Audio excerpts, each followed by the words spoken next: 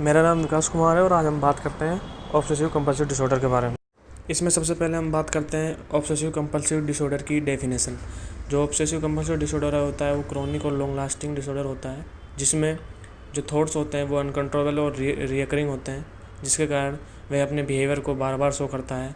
इसमें जो कंपल्सन का मीनिंग है वो यही है कि एक चीज़ को बार बार रिपीट करना। डेफिनेशन के बाद हम देखते हैं इसके फैक्ट्स।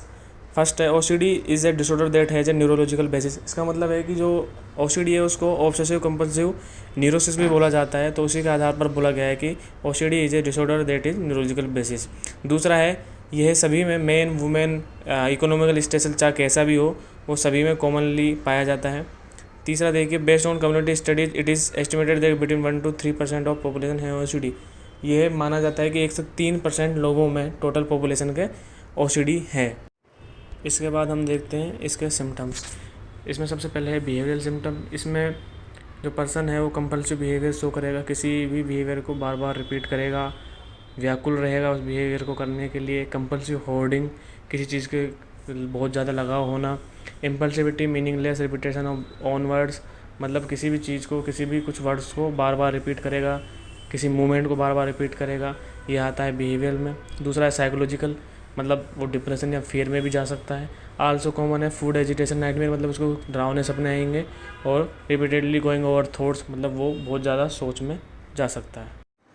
इसके बाद हम देखते हैं ओसीडी के कॉजेस। इसमें बायोलॉजी, इसका मतलब है कि जो भी हमारे बॉडी में केमिकल चेंजेस होते हैं उनके कारण ओसीडी कोज हो सकता है। जेनेटिकली कोज हो सकता है, या फिर लर्निंग, मतलब किसी चीज़ को हम बार बार लर्न कर रहे हैं, एक ही चीज़ को बहुत ज़्यादा टाइम तक ग्रेजुअली लर्न कर रहे हैं, तो उसके कारण भी ये कोज हो सकता है।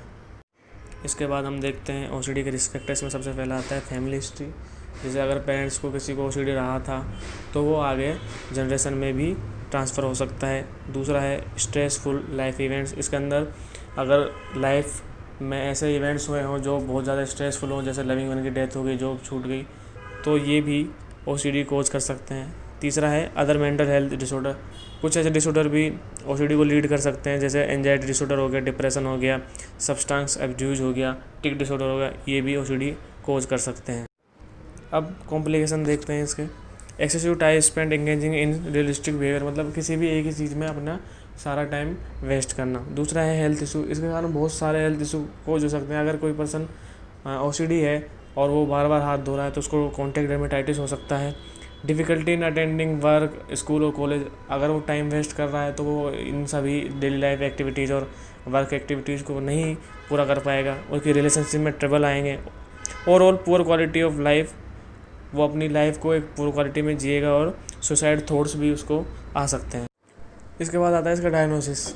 ऑब्सेसिव कंपल्सिव डिसऑर्डर को डायग्नोस करने के लिए साइकोलॉजिकल जो टेस्ट होते हैं उनको परफॉर्म किया जाता है। इसके अलावा फिजिकल एग्जामिनेशन भी किया जाता है। इसके बाद हम देखते हैं ऑब्सेसिव कंपल्सिव डिसऑर्डर का मैनेजमेंट या फिर ट्रीटमेंट। इसमें सबसे पहला आता है साइकोथेरेपी। साइकोथेरेपी में आता है कॉग्निटिव बिहेवियरल थेरेपी। इसमें पर्सन को ऐसी एक्टिविटीज़ में इंगेज किया जाता है ताकि वो अपने पुराने जो थॉट्स हैं, जो रिपीटेड थॉट्स हैं, जिसके कारण वो रिपीटेड बिहेवियर शो कर रहा है, उससे वो दूर हो सके। इसके बाद आता है दूसरा मेडिकेशन। मेडिकेशन में मेनली एंटी डिप्रेसेंट दी जाती हैं। एंटी डिप्रेसेंट के एग्जांपल हैं क्लोमीपेरामाइन, फ्लोक्जेटिन, फ्लोक्जामाइन और पैरोक्सिटिन। Thank you guys.